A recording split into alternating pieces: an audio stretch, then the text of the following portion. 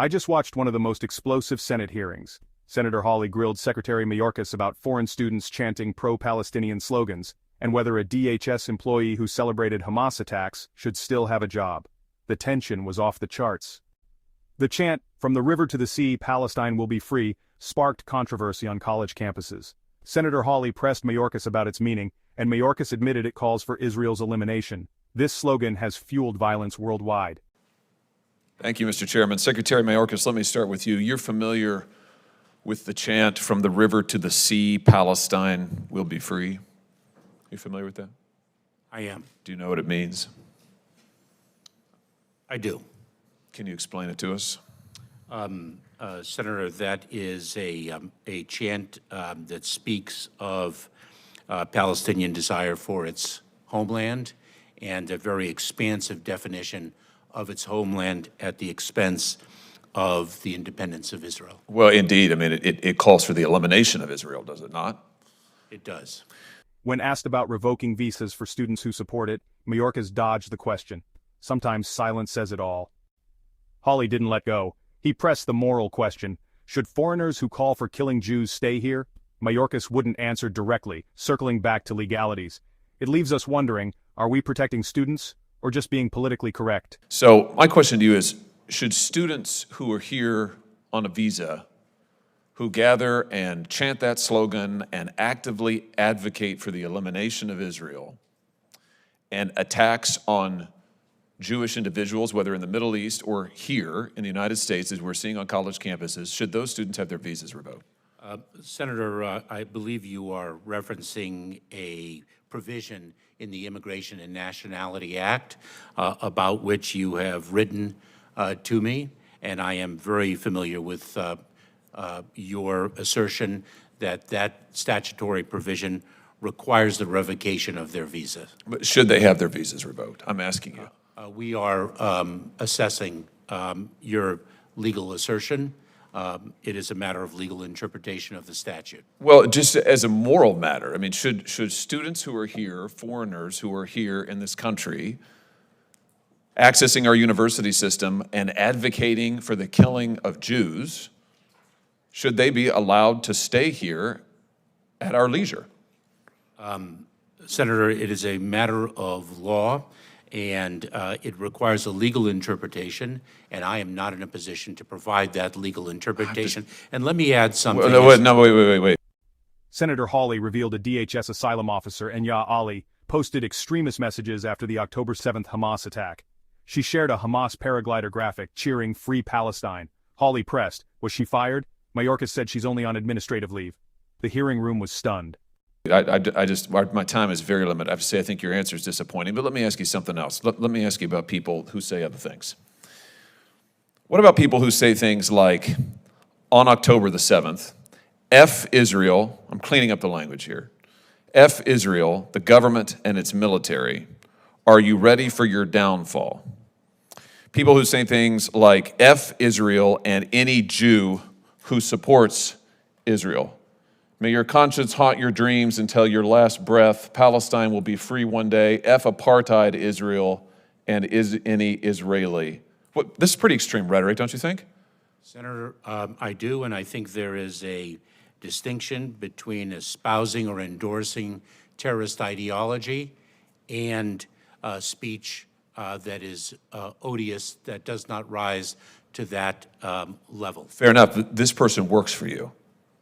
This is Nuja Ali, an employee of the Department of Homeland Security, who posted these comments on October the 7th. That's not all she posted.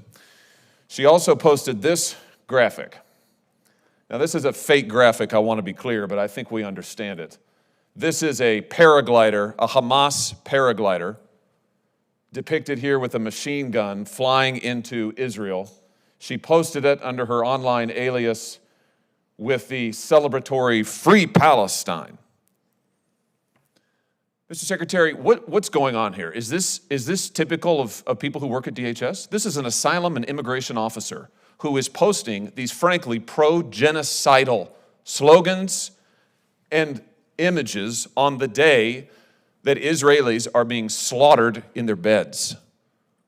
What have you done about this? Hawley exploded, demanding to know how many asylum cases this employee had handled, cases possibly involving Israelis or Jewish refugees. Mayorkas refused to answer, hiding behind ongoing personnel matters. Hawley called his performance despicable. You could feel the anger in the room. 4 things I'd like to say to you. Number 1, your question to suggest that that is emblematic of the men and women of the Department of Homeland Security is despicable. I'm sorry, what have you done? This person works for the Department of Homeland Security. Have you fired her? That was 1 of 4 answers. Have you fired her? 1. Have you fired her? Don't come to this hearing room when Israel has been invaded and Jewish students are barricaded in libraries in this country and cannot be escorted out because they are threatened for their lives. You have employees who are celebrating genocide, and you are saying it's despicable for me to ask the question? Has she been fired? Mr. Chairman. Mr. Secretary. After the consumption of Senator Hawley's time, I'd like to speak. Has she been fired? Because I will We not would like be, an answer. Would you? because I will not be given the opportunity. Has she been fired? So that individual has been placed on administrative leave. So she's not been fired. Number 2.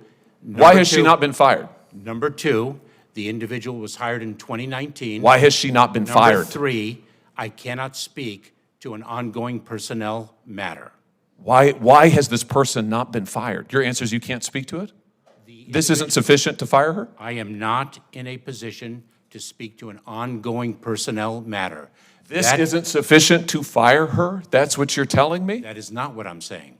But she's still on your payroll as we sit here today. That is not what I'm saying. She's still on your payroll as we sit here today. Senator, How many cases? She was an asylum and immigration officer. How many cases did she adjudicate? Senator, I'm not in a position to speak about an ongoing personnel. I'm not asking about that. I'm asking you how many cases she adjudicated. My answer remains. Did she adjudicate any cases involving Israelis seeking asylum in this country? Same answer. Well, let me just point you to what else she posted on social media, where she drew attention to the fact that she is an immigration and asylum officer. Hashtag immigrants, hashtag asylum seekers, hashtag Palestine, hashtag refugees welcome. This is on her LinkedIn post where she has her professional affiliation posted. So I think the American people deserve to know, has she admitted, contrary to law, individuals who should not be in this country or denied Jewish refugees? The American people deserve transparency. Silence is not an option. For more political showdowns, hit that subscribe button.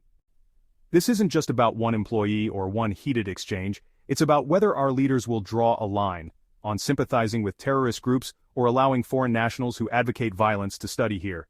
These questions cut to the core of national security and moral clarity. Hawley's fury captured what many Americans feel, frustration that leaders won't act decisively. Mayorkas had a chance to take a stand, but offered only excuses. This exchange exposed the gap between what's right and what's politically safe. Subscribe for more deep dives into the moments shaping our country.